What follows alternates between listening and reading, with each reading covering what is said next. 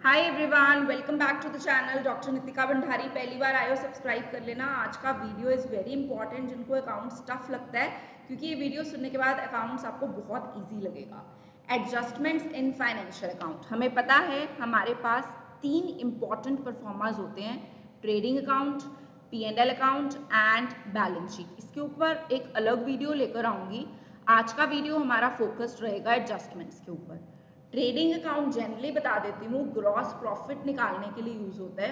Credit side पे direct incomes आते हैं, डेबिट साइड पे डायरेक्ट एक्सपेंसेस आते हैं।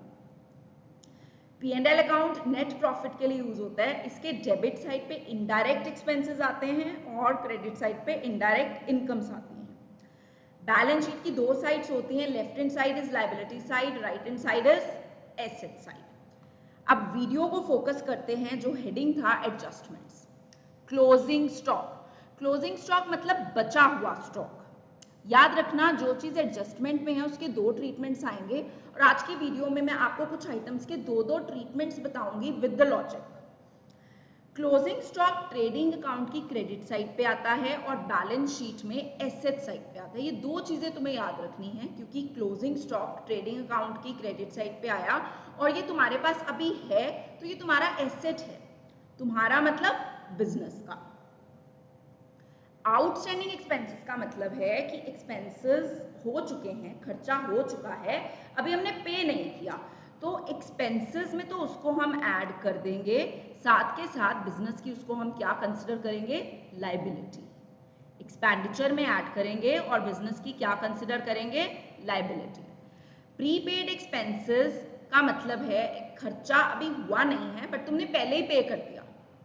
इस साल का खर्चा नहीं था, अगले साल का था, तुमने पहले ही पे कर दिया, तो एक्सपेंडिचर में से उसको कर दो माइनस और एसेट साइड पे उसको शो करो, क्योंकि अभी वो खर्चा था नहीं, तो अभी बिजनेस का एसेट है। एक्सपेंडिचर में से कर दो माइनस और कहां शो कर दो, एसेट साइड पे। अब इसी तरह से आउटस्टैंडिंग इनकम, इनकम में ऐड कर दो और आउटस्टैंडिंग इनकम अभी तुम्हें मिलनी है, तुम काम कर चुके हो बट अभी तुम्हें मिली नहीं, इसका मतलब तुम्हारा एसेट है, आउटस्टैंडिंग इनकम। और इसके उलट income received in advance, income में से माइनस हो जाएगा क्योंकि तुम्हें एडवांस में ही मिल गई, और कहां शो हो जाएगा, लायबिलिटी साइड पे, क्योंकि तुम्हें एडवांस में मिल गई है, वो अभी तुम्हारी वो लायबिलिटी है। Please try to understand, I hope it is clear. सिर्फ इतनी चीज याद रखनी है, मैं कोई एंट्रीज में नहीं जा रही हूँ, किसी सम्स में नहीं जा रही हूँ, सिर्फ अभी 2 ट्रीटमेंट्स याद रखो। इन 2 ट्रीटमेंट्स को याद रखते हुए अगर तुम सम्स करते हो, डेफिनेटली तुम सम कर पाओगे। डेप्रिसिएशन सबसे इजी ट्रीटमेंट, P&L में डेबिट साइड पे क्योंकि एक्सपेंडिचर है, और बैलेंस शीट में एसेट में से सब्ट्रैक्ट हो जाएगा क्योंकि एसेट को ये रिड्यूस कर रहा है।